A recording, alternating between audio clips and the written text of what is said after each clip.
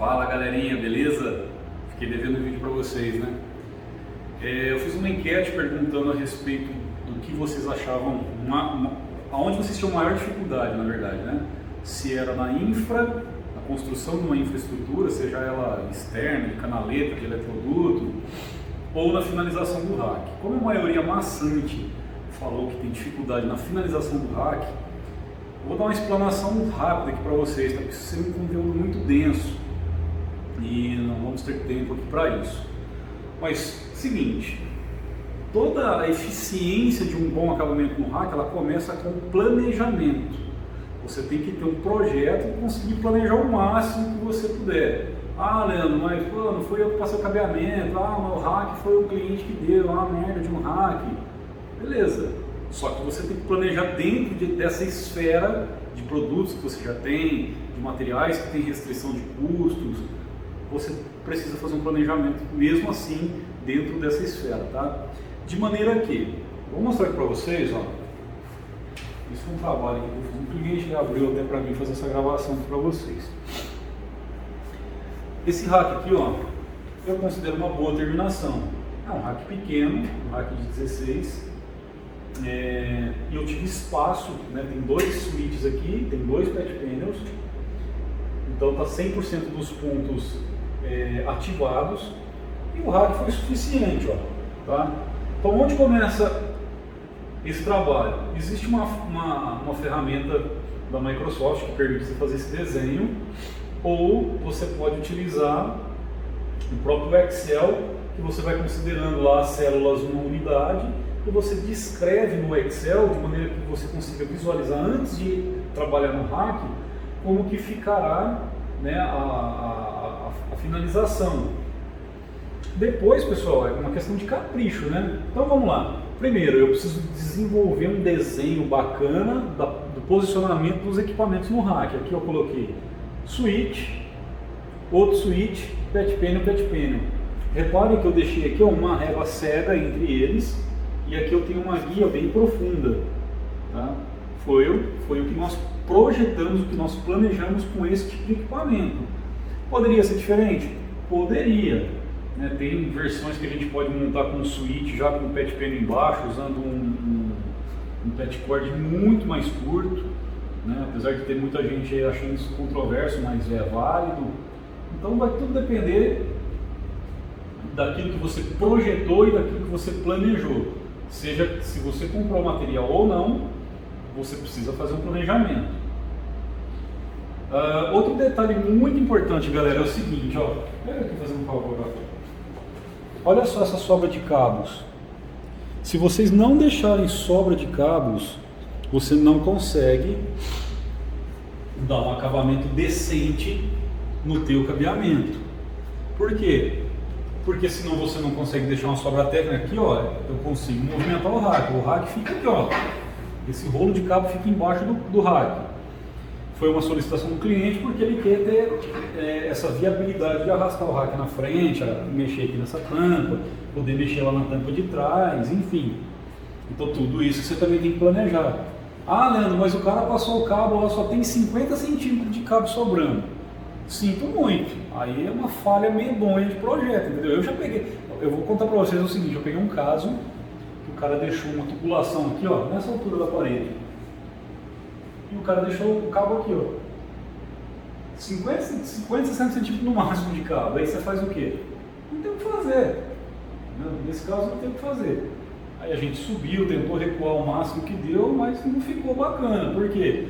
Porque o processo que foi levantado lá atrás foi mal feito e chega num momento que você não tem muito o que fazer, exceto se você falar para o cliente que ele tem que trocar todo o cabeamento. Hoje, né, no pleno 2021 aí, alguém se habilita a falar para o cliente substituir um cabeamento CAT6, como é esse daqui? Impossível, né? Então, galerinha, é muito importante a questão do projeto e do planejamento, de maneira que quando vocês forem descrever uma infraestrutura dessa, você tem que prever a sobra do cabo. Não digo sobra técnica para ficar cabo debaixo do rack, nem nada. Isso não tem nenhuma obrigação disso. Às vezes o cara fala, o rack vai ficar fixo aqui, eu não tenho necessidade nenhuma de mover ele, eu posso deixar o cabo lá com o mínimo de sobra possível. Mas eu preciso calcular, porque olha só, vê se você consegue pegar essa imagem aqui dentro para mim, ó. O cabeamento, pessoal, ele sobe, faz um movimento lá, ó, até ele chegar no pet panel. Esse pet panel aqui é um LCS3 da Legrand, mas ele poderia ser qualquer outro. Poderia ser o Sorro lá da vida que vocês costumam utilizar. E, sei lá, não interessa a marca nem o modelo nessa história. O que importa é você prever a sobra de maneira que o cabo, ó, ele conseguiu subir lá, voltou aqui e fez a volta e chegou no ponto. Esse é o ponto mais importante para que você dê um bom acabamento.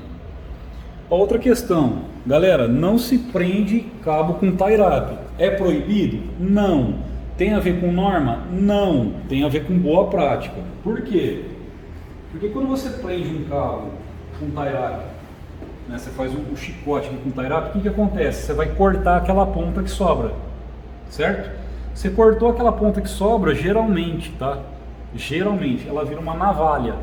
Que se você passar a mão, se for passar o braço aqui no momento que você for precisar esticar um cabo, alguma coisa, ela vai te rasgar o braço como se fosse uma navalha, tá? Então, a gente prende com velcro. E outra coisa, se numa estrutura como essa daqui, ó, por algum motivo a gente precisar lançar mais um cabo, aumentou um assal do lado lá, o cara eu preciso passar um cabo aqui. E esse tucho aqui, ó, não está completo com 24 cabos, aqui tem 22. Esse aqui tem 24 cabos e esse aqui tem 22. Então aqui eu conseguiria passar mais 2 cabos. Se for com tie-up, eu vou ter que cortar todos esses tie-ups, vou ter que repassar eles novamente. Com o velcro, eu só abro o velcro, passo mais o cabo aqui e fecho o velcro novamente. Então são praticidades, são coisas que, como eu já tenho bastante tempo de estrada com isso daí, a gente vem aprendendo. Não estou falando nada que seja proibido, tá? Deixa bem claro aqui.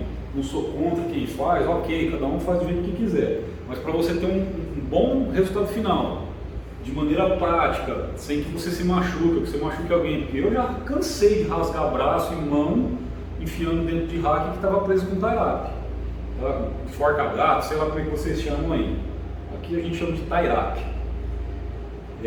Então é isso. Você fazendo um trabalho de planejamento antes do trabalho, antes de efetuar a atividade, você prendendo esse cabo com velcro. Eu uso uma ferramenta, tem vídeo no meu canal de uma ferramentinha que é um pente para cabo. Cara, não tem segredo, é só você colocar os cabos lá, você vem trazendo o tucho penteadinho até o final, não fica aqueles cabos tudo torcido, né, o cabo entrando para dentro do outro, vira aquela anarquia, não.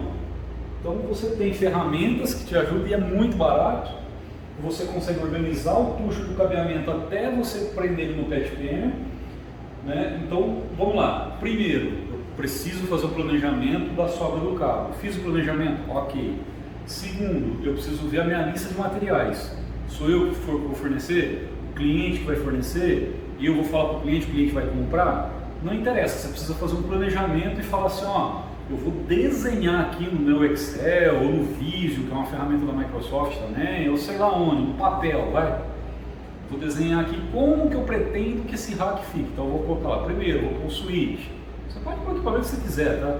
Eu tenho o meu padrão de montagem, que eu geralmente começo com um switch, placa cega, uma guia de cabo, outro switch, outra placa cega, uma guia de cabo, um pet panel, uma placa cega. Por que eu dou sempre esse espaçamento de placas cegas? Quando eu utilizo pet cord grande, de 1 metro para cima, se você não fizer isso, o que acontece? Ó? Vem cá, pega uma imagem pertinho para mim, fazer um favor. Vamos supor que aqui fosse a guia, ó. Se aqui fosse a guia de cabo, esse cabo aqui estaria assim, ó. Concorda comigo? Aqui, ó. O vão que ela tem para sair o cabo aqui, ó, estaria bem aqui. Então esse cabo aqui estaria assim, ó, espremido. Funciona assim, galera? Funciona. Eu já cansei de fazer vídeo dando nó no cabo. Nó mesmo. Você dá um nó, amarra bem forte, você põe num fluke da vida, ele passa na certificação. Porque esse aqui é um pet cord homologado. Ele O que acontece? Se não for assim, o cabeamento não vai ter problema de funcionalidade, ele vai ter problema estético, né, e de manutenção. Vamos supor que eu tenho uma VLAN configurada aqui, eu tenho determinadas circunstâncias aqui de configuração, que esse ponto aqui, ó, ele precisa sair daqui e vir para essa porta. Imagine que a estrutura esteja em pleno funcionamento, você vem, abre a porta, você tem que ir lá e você quase não tem espaço para colocar a mão na trava do boot, para desplugar o cabo e plugar em outra porta. Então são facilidades, né, são planejamentos que eu adquiri ao longo dos anos, que eu já sei que é prático, tá? Isso dá um efeito muito bacana, o acabamento fica legal, ó. Tá? Vou aproveitar para falar para vocês a respeito da identificação. Identificação, galera, não tem segredo, apesar de ter uma norma chamada 606, tá, da EIA/TIA, que ela fala sobre a nomenclatura do cabeamento. Mas, no fundo, a gente só precisa ter em mente o seguinte: tem que ser o mais prático possível. O mais prático e dentro de uma nomenclatura funcional. Por exemplo, eu canso de ver ponto escrito PT, né, com 2 P's de pato, ou PT, pato tatu, tracinho, o número do ponto. Isso não me ajuda em nada, né? Isso não tem função nenhuma. Porque pensa o seguinte: se o cliente estiver lá na mesa, está escrito lá PT02, por exemplo, ele não tem condição de saber onde está o PT02. Você não está falando para ele em qual pet panel que está, você não está falando para ele em qual rack que está. Como essa empresa que eu estou aqui agora, temos 2 racks aqui. Então o cara está aleatório numa sala lá, ele não sabe se o ponto vem desse rack ou se vem do rack que está do lado de lá. Então, galera, o mais prático, que eu estou falando de mim, tá? Eu, Leandro, Gon, o que eu acho mais prático? Eu coloco na nomenclatura, primeiro, o rack, pode ver que esse é R2 porque é o rack 2. A segunda nomenclatura é o pet panel, então no caso aqui é o pet panel 1. E o terceiro é o número do ponto. Então, ó, rack 2, pet panel 1, ponto 01. Esse aqui, ó, rack 2, pet panel 1, ponto 12. Né? É que coincidiu de aqui caber todos os pontos do pet panel 1. Mas aqui embaixo, por exemplo, ó, pega aqui fazendo favor. Aqui embaixo, ó, já é o mesmo rack, não, rack 2, só que já é o pet panel 2, ponto 07. Tá? Então são facilidades que a gente precisa trazer para a nossa vida diária, de maneira que se qualquer um vier mexer nesse cabeamento, o cara não precisa, vocês precisam entender o seguinte, galera, não é só profissional de TI que mexe no cabeamento. Vai mexer um estagiário, um próprio usuário que precisa resolver o problema. Tem muita empresa pequena, os caras não têm um time de TI. Então você precisa pensar que você deve deixar essa estrutura de maneira que ele mesmo consiga trabalhar nela. Tá certo? Então, se tá lá, ponto R2, 1-07, pô, rack 2, pet panel 1, ponto 07. Tudo precisa estar identificado, tudo precisa estar no máximo possível dentro de um padrão. Ah, mas eu não preciso elaborar aquela série de códigos. Não precisa. Você precisa seguir boas práticas. Tá? Todo curso que eu fiz aí durante a minha vida de fabricantes, todos eles falam, ó, tem norma e tem boa prática. Tem coisa que é norma, tem coisa que é boa prática. Tá? Não estou falando que é para vocês fugir da norma, não é isso. Eu só estou sinalizando que tem coisas que não cabem, você tem que usar boa prática. Então é isso, galera. Para você ter uma boa eficiência na finalização do rack, o processo inicial está no planejamento. Tá? Precisa ter um projeto casado com um planejamento de execução, para que você consiga dar uma sobra de cabo, para que você saiba quais os materiais que você vai utilizar na finalização, como eu falei para vocês do velcro, né? E ter uma boa noção organizacional. Você precisa desenvolver a tua mente para ter aquele desenvolvimento organizacional para que o teu cabeamento fique bem fluido, para que ele fique com uma aparência bacana.